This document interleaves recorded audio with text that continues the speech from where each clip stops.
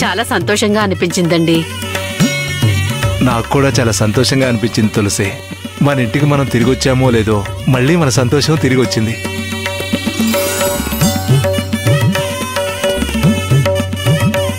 వ్రతం చాలా బాగా జరిగింది అత్తయ్య. వచ్చిన వాళ్ళందరూ చాలా గొప్పగా మాట్లాడుకున్నారు. నిజంగా మళ్ళీ గృహప్రవేశం చేసినట్టు అయ్యింది. పోనీలేండి, ఇక నుంచైనా ఏ ఇబ్బంది లేకుండా ఉంటే చాలు. వ్రతం బాగా జరిగింది సరే అమ్మా. రాఘవాలకి ఎక్కడికి వెళ్లారు? ఇంతవరకు కనిపించలేదు. అవునక్క, అన్నయ్య ఎక్కడికి వెళ్ళుంటాడు? అంత అర్జెంటుగా వద్దని తీసుకెళ్లాల్సిన అవసరం ఏమొచ్చింది? అలా వెళ్ళాలనుకుంటే చెప్పెళ్తాడు కదా.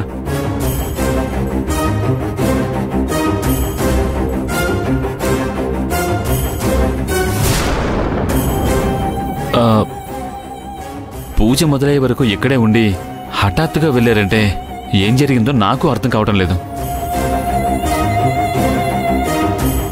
ఇలాంటి విషయాల్లో రాఘవ్ చాలా పద్ధతిగా ఉంటాడు.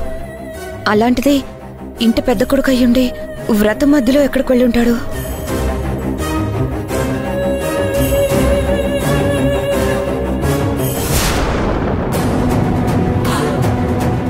రాఘవా, ఎక్కడికి వెళ్ళావురా?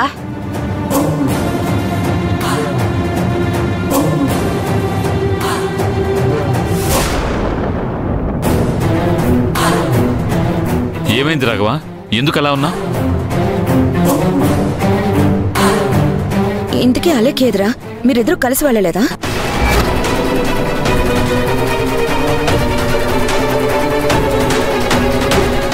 ఇంత జరిగితే నా దగ్గర ఎందుకు అక్క దాచిపెట్టారు? దాచిపెట్టావా? ఏం దాచిపెట్టావురా? మనం రుద్రాణి వాళ్ళ దగ్గర డబ్బులు వడ్డీకి తీసుకుంటే మనకు ఇప్పించే డబ్బుల్లో కూడా అలేఖ్య 50 లక్షల రూపాయలు కమిషన్ తీసుకుందన్న విషయం నా దగ్గర ఎందుకు దాచిపెట్టారు?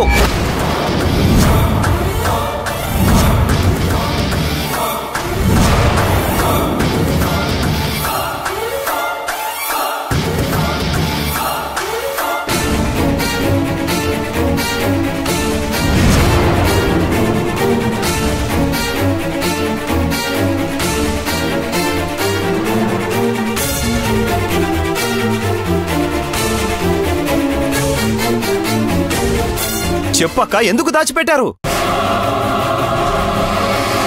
అసలు నా దగ్గర దాచిపెట్టాల్సిన అవసరం ఏముంది? అసలు ఎందుకు ఆ విషయంలో అందరూ కలిసి నన్ను పరాయివాణ్ణి చేశారు?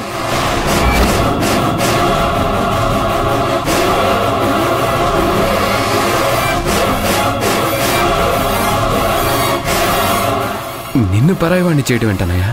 మరి నా దగ్గర ఎందుకు దాచారా? రాఘవ, ఆల్రెడీ మన ఆస్తి వాళ్ళ చేతుల్లో పెట్టుకుని నానా బాధలు పెడుతున్నారా? అలాంటి సమయంలో నీకు ఈ విషయం చెప్పి నిన్నెలా బాధ పెట్టమంటావు? అక్క, నేను బాధపడతానని నా ఒక్కడి సంతోషం కోసం మీరందరూ బాధపడతారా?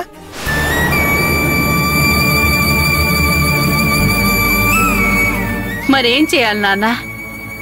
మేం పడుతున్న బాధలు చాలక ఆ విషయం చెప్పి నిన్ను కూడా బాధ పెట్టాలా? ఇప్పుడు నా గురించి ఆలోచించి నా సంతోషం కోసమే ఆలోచించి మీరందరూ బాధపడమేంటమ్మా? ఈ ఇంటికి వచ్చే వరకు ఈ ఇల్లు వాళ్ళు స్వాధీనం చేసుకున్నారు, మిమ్మల్ని బాధ పెట్టారన్న విషయం నాకెందుకు చెప్పలేదు? అలాగే అలైక్య విషయం కూడా నాకు చెప్పలేదు. ఇంకా ఇంకా ఎన్ని దాచారు నా దగ్గర? చెప్పండి, ఇంకా నాకు తెలియని విషయాలు ఎన్నున్నాయి?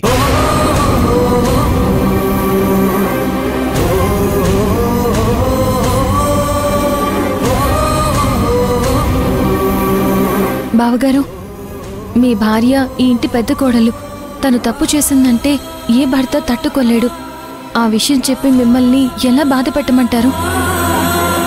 లేదు భూమి, కష్టమైన సుఖమైన అందరూ పంచుకోవాలి. నా ఒక్కడి సంతోషం కోసం మీరందరూ బాధపడమేంటి?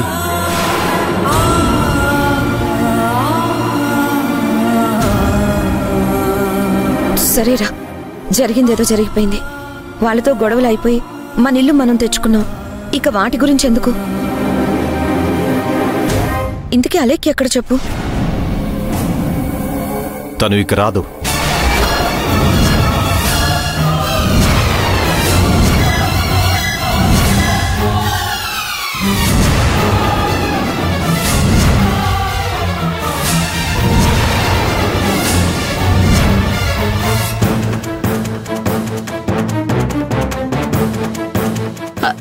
రాకపోవడం ఏమిట్రా? ఎక్కడికి వెళ్ళింది? ఎందుకు వస్తుందమ్మా? ఏ మొహం పెట్టుకుని వస్తుంది? కేవలం డబ్బు కాసుపడి కేవలం డబ్బు తీసుకుంది అంటే క్షమించేవాణ్ణి. తను ఆ డబ్బులు కాసుపడ్డం వల్ల ఇక్కడ ఇన్ని గొడవలు జరిగాయి. ఎంతమంది బాధపడ్డారు?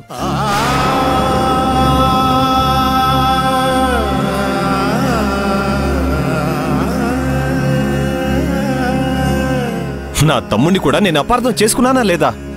ఆ విషయంలో మీరంతా చెప్తున్నా కూడా నేను ఎంత మొండిగా ప్రవర్తించానా లేదా? దీనంతటికీ కారణం ఎవరు? అలైకే కాదా?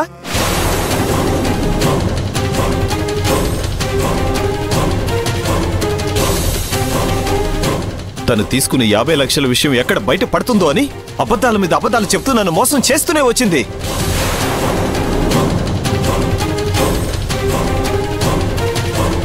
తన వల్ల ఇంతమంది బాధపడ్డాక తనని క్షమించి ఇంట్లోకి తీసుకురావడం నా వల్ల కాదు. అందుకే దారిలోనే వదిలేసి వచ్చాను.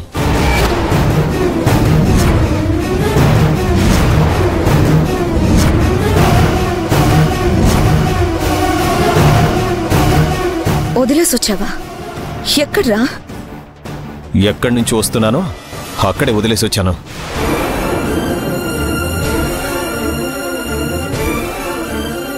ఇంట్లో అందరూ సంతోషంగా వ్రతం చేసుకుంటూ ఉంటే తను ఇచ్చిన 50 లక్షల కోసం ఆ రుద్రానికి ఫోన్ చేసి మనకెవ్వరికీ చెప్పకుండా చాటుగా వెళ్లి వాళ్ళని కలిసింది.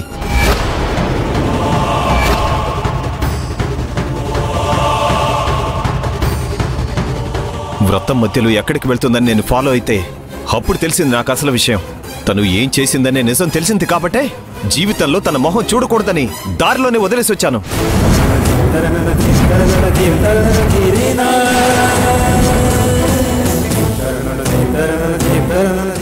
బావగారు, అలా వదిలేసి వస్తే ఎలా? అసలే తను ఒట్టి మనిషి కూడా కాదు. నా విషయంలో తప్పు చేసినా నేను క్షమించేవాణ్ణి. నా కుటుంబ విషయంలో తప్పు చేసింది, అందుకే నేను క్షమించలేను.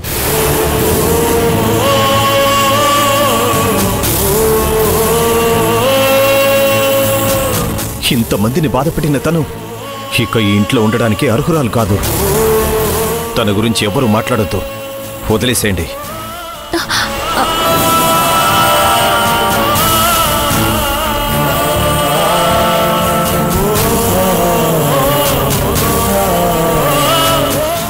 ఏంట్రా మధువ వీడు ఇలా చేశాడు? కట్టుకున్న భార్యను అలా రోడ్డు మీద వదిలేసి వస్తే ఎలా? మరేం చేస్తాం అక్క? అన్నయ్య నిర్ణయించుకున్నాక మనం కాదనగలవా? కాదనలేకపోవచ్చండి, కానీ నడి రోడ్డు మీద వదిలేస్తే ఎలా? తను ఎక్కడికి వెళ్తుంది? తనకెవరున్నారని? అసలే కడుపుతో ఉంది. అలాంటప్పుడు తనని అలా వదిలేయడం కరెక్ట్ కాదు కదా. మరేం చేస్తాం? చేజేతులారా తన జీవితం తనే నాశనం చేసుకుంది. ఇప్పుడు వాడికి ఏమీ చెప్పలేము. చెప్పినా కూడా వాడు వినడు. వాడికి ఎలాగోలాగా నచ్చ చెప్పొచ్చమ్మా. తనెంతైనా ఇంటి కోడలు, పైగా మన వారసుని కడుపులో మోస్తుంది. ఒక ఆడపిల్లని అలా ఒంటరిగా వదిలేసి వస్తే తమ్ముడు చేసింది తప్పు కాదని వదిలేసి ఊరుకుంటామా?